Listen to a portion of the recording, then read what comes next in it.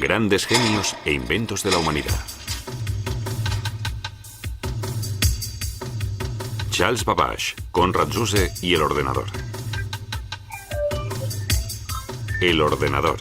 Para muchos sigue siendo un enigma. Lo que esconde en su interior no podemos verlo.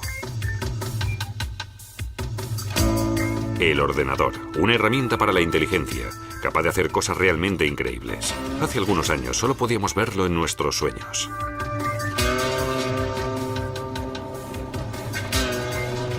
Con la ayuda de los ordenadores, las personas controlamos desde la Tierra el vuelo de las naves en el espacio.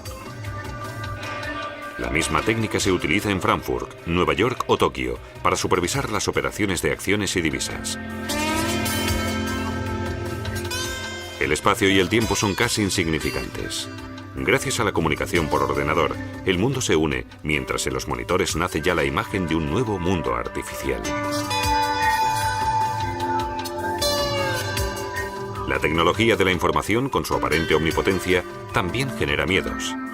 Ya desde sus comienzos, cuando el ordenador aún era para muchos un misterioso cerebro electrónico.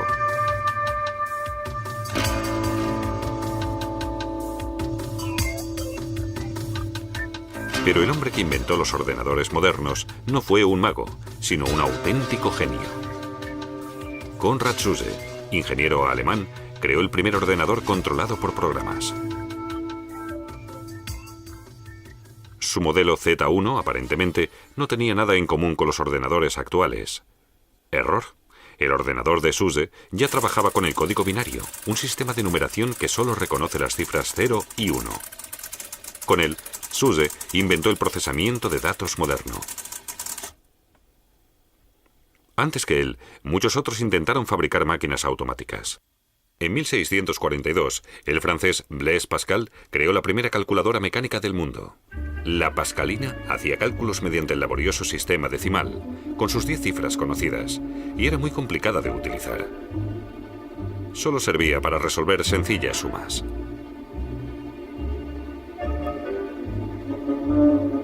Gottfried Wilhelm Leibniz fabricó más tarde una máquina que permitía realizar las operaciones básicas. Leibniz inventó un mecanismo de rueda escalonada para acelerar los múltiples cálculos requeridos en la multiplicación y la división, mecanismo precursor de las posteriores calculadoras.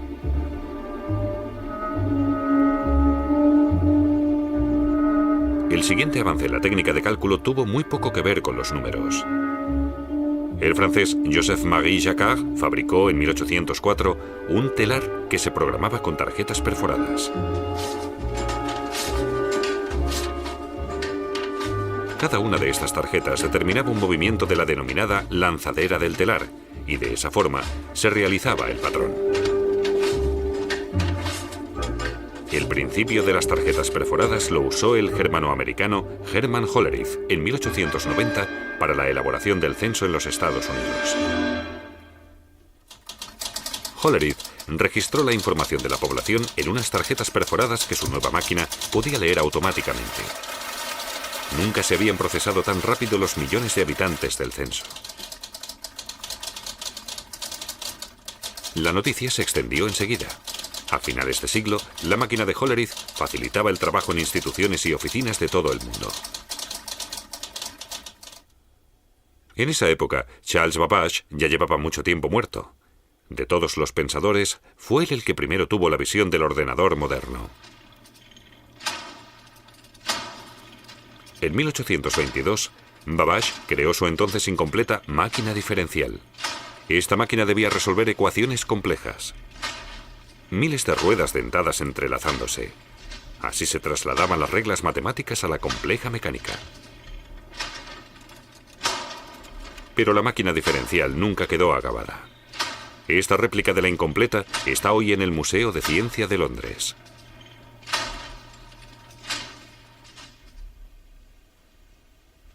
(1833) Babbage deja aparcada su máquina diferencial.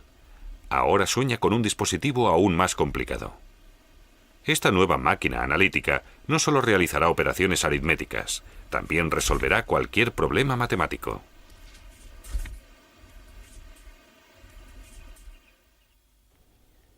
En Cambridge, el catedrático de matemáticas proyecta el primer ordenador con unidad aritmética y memoria. Su intención era introducir los programas con tarjetas perforadas. ¿El dilema? Para diseñar su máquina, Babbage tenía que volver a recurrir plenamente a la mecánica. No había ninguna otra opción. Una máquina de cálculo a vapor así pesaría varias toneladas, como un mecanismo de relojería gigante. Así que esta idea tampoco llegó a nada.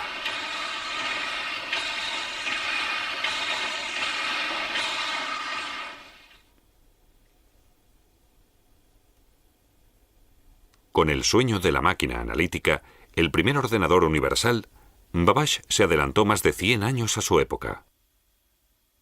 Hasta la llegada de la electrotécnica, no se hicieron los primeros avances hacia el ordenador que hoy tenemos.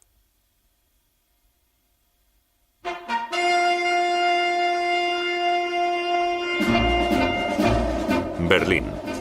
El ingeniero mecánico Nobel, Konrad Zuse, sueña con una máquina que efectúe por él los pesados cálculos rutinarios. Zuse está convencido de que tiene que haber algún tipo de cerebro mecánico que sea capaz de despejar cualquier incógnita.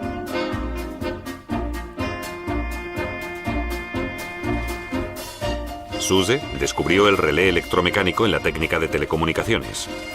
Eso le llevó a la siguiente idea. El relé de telecomunicaciones podía ser el elemento principal en una calculadora que trabajara con código binario. Pues al igual que el código binario, el relé solo conoce dos estados, activado o desactivado, encendido o apagado.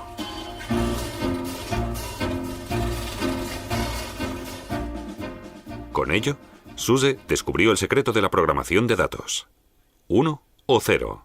Una calculadora electromecánica lo puede procesar fácilmente. La corriente fluye o la corriente no fluye. Un símbolo puede representar estos dos estados significativos. En el sistema binario, con 4 símbolos, se puede representar hasta 16 caracteres, o sea, 2 elevado a 4 caracteres. Por ejemplo, las cifras del 0 al 15.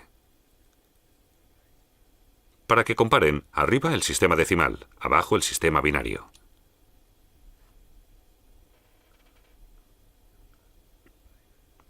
Con 8 símbolos habría 2 elevado a 8, es decir, 256 caracteres, con lo que también se pueden traducir al lenguaje binario las letras y los signos de puntuación. Con ello, se pueden realizar incluso operaciones lógicas. Las reglas para hacerlo las desarrolló el matemático británico George Boole a mediados del siglo XIX con su lógica proposicional, mucho antes de que existieran los ordenadores. Zuse no había oído hablar de George Boole, pero desarrolló unas reglas lógicas muy similares a las del álgebra booleana.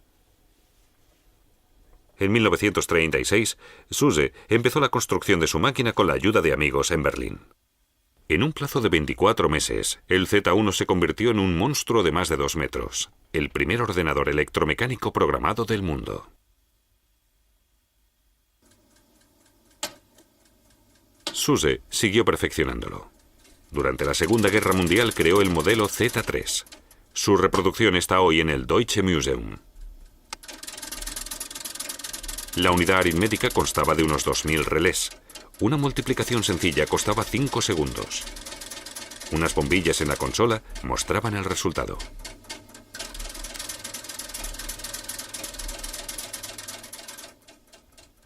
Su sucesor, el Z4, se utilizó para hacer cálculos aerodinámicos en el Instituto de Investigación Aeronáutica de Berlín.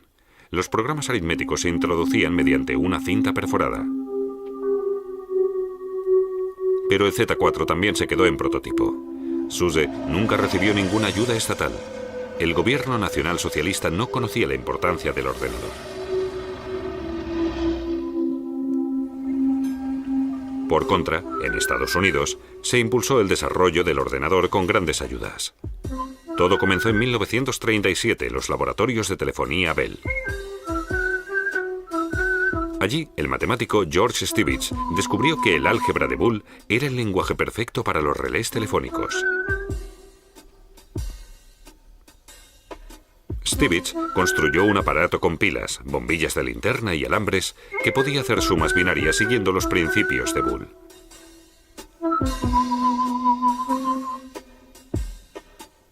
Así, Stibitz y Zuse siguieron caminos parecidos sin saber nada el uno del otro.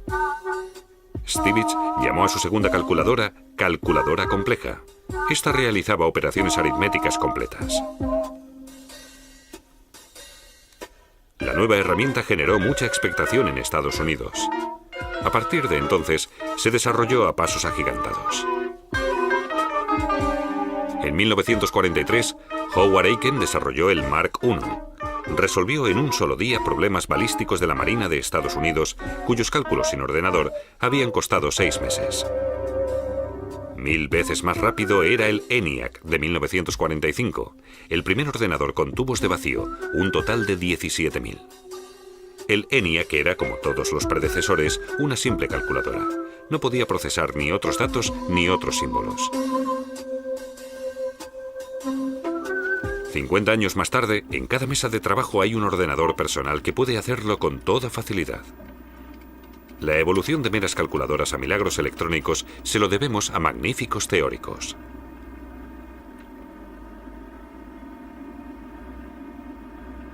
El inglés Alan Turing describió en 1936 una máquina capaz de resolver cualquier problema lógico imaginable. John von Neumann también descubrió que un ordenador podía realizar el planteamiento de cualquier problema que se le introdujera. En 1945 describió los componentes que debía tener una máquina universal. Su principio sigue vigente en la actualidad. Un ordenador, según von Neumann, debe tener una unidad aritmética, una unidad de control para la coordinación de las funciones, una memoria, una unidad de entrada que transforma los datos que se le dan en símbolos legibles por la máquina, y una unidad de salida que decodifica los datos procesados.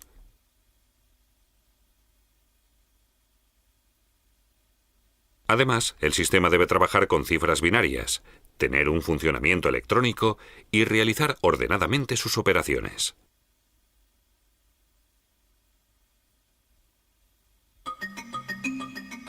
En la actualidad, las teorías de von Neumann y Turing son algo común. Hasta los niños saben que los ordenadores son mucho más que calculadoras rápidas.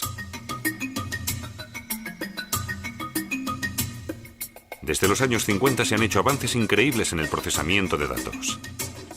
La mayoría de ellos gracias a la microelectrónica. Con los cables de vacío se consiguió en los años 50 la reducción de los componentes aritméticos y poco después se creó el transistor para el control de la corriente. Más tarde se crearon los circuitos integrados, que permitían comprimir muchos más componentes. Poco después se desarrollaron los denominados chips, pequeños discos de silicio. En los años 60 se podían comprimir 10 componentes en un chip. En 1970 ya cabían 1000. Actualmente se pueden llegar a comprimir 100 millones de transistores y otros componentes en 1 centímetro cuadrado.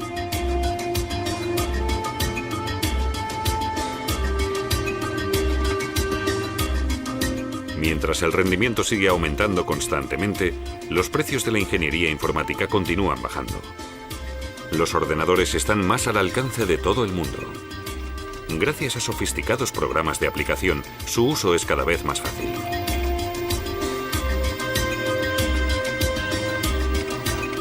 Ya nadie debe introducir complicadas órdenes mediante tarjetas perforadas como ocurría no hace tanto tiempo.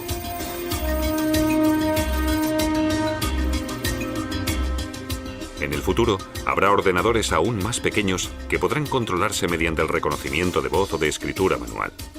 Estos aparatos electrónicos apasionan a muchos.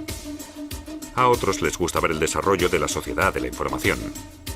Konrad Zuse vivió el nacimiento del ordenador, pero no se le concedieron los derechos de patente porque supuestamente no cumplía el grado de invención.